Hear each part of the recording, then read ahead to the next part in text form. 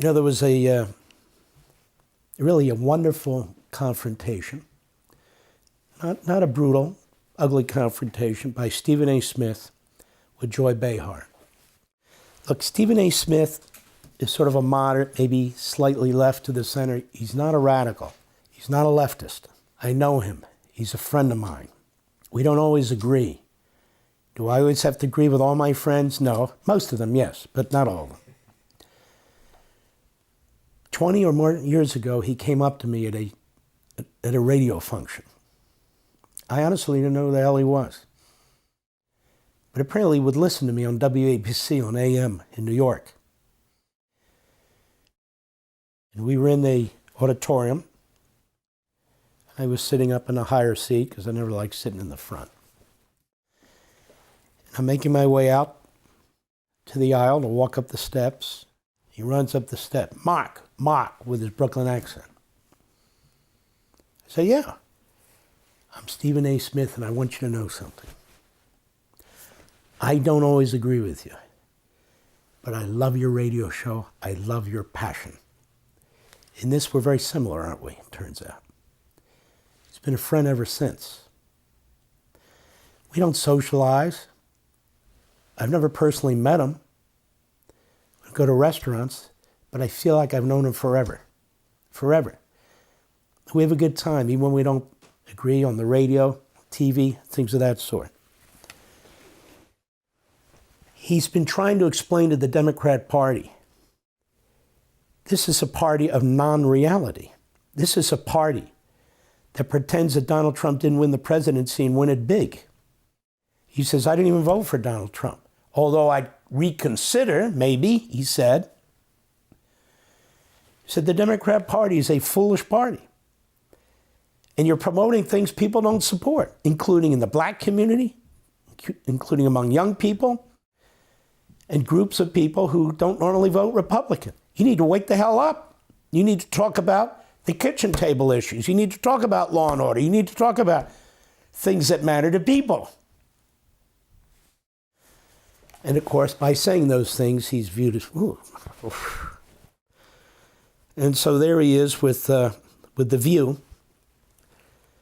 And this is the way it went just the other day. Go. So Trump's only been in office for 6 weeks. Seems like 6 years, doesn't it? Mm-hmm. And he's been going around with his cronies touting his so-called landslide and blowout win. But he won the popular vote by 1.5%, one of the smallest ever, and he won the general election. He's getting ready. I haven't heard this crap before, have I? Go ahead. By less than 50%. So what kind of mandate is this really? Well, it is a mandate, and I'm going to explain why. And I don't mind the question, but let me be very clear. I'm no supporter of Trump. I'm a supporter of truth and the facts. And here's the facts. The man won every swing state. He increased in terms of his voter turnout in his favor from the standpoint of blacks, Latinos, and young voters. He increased his numbers in that regard from 2020. 89% of the counties shifted to the right. That's a mandate. We can sit up there and play around all we want to. In 2020, Trump didn't win the popular vote. He didn't win the Electoral College vote. A matter of fact, the Republicans hadn't won the popular vote, if I remember correctly, since 2004. Yeah.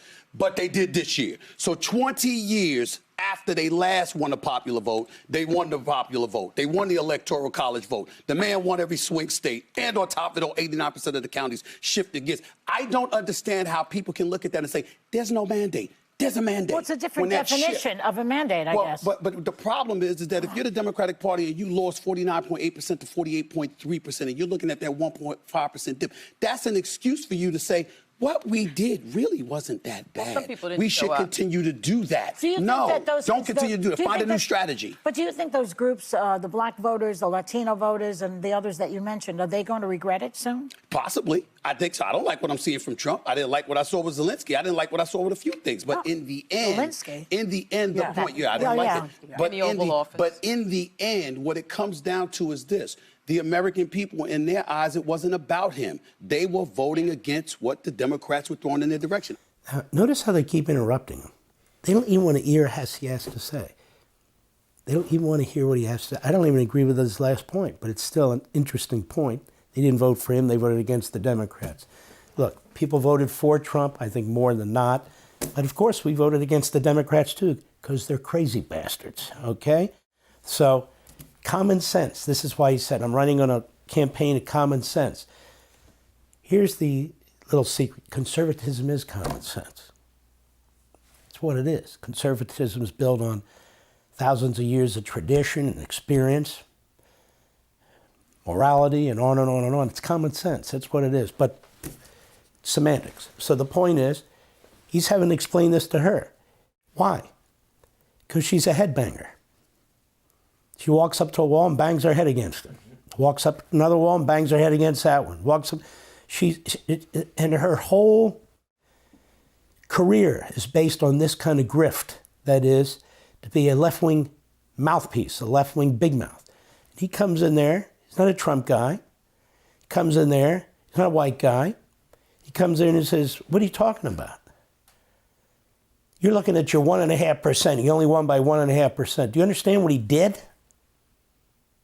And you're looking at that 1.5% because you don't want to fix what you people did. And they don't listen to him. And they don't listen to others who tend to vote Democrat, who are not outright Democrats, who are more moderate. He's a moderate. And they don't listen to them because they actually think, I think I heard Sonny Hostin. What a nut job she is. I think I heard her in the background say, well, people didn't show up. But they show up or not show up. An awful lot of people did show up. What did Trump get, 77 million votes? I mean, the truth is, in 2020, his votes were record. And I do have, footnote time, what the hell did happen to those 10 to 14 million votes that showed up in the prior election? Oh, they all stayed home. Really? Why would people stay home when the Democrats said this is an existential election and the Republicans said this is an existential election? They all stayed home? I'm not buying that. What happened to those votes? Where are they? Well, let's not relitigate that. One day somebody will, when many of us are dead and gone. For all this and much more, sign up for Levin TV.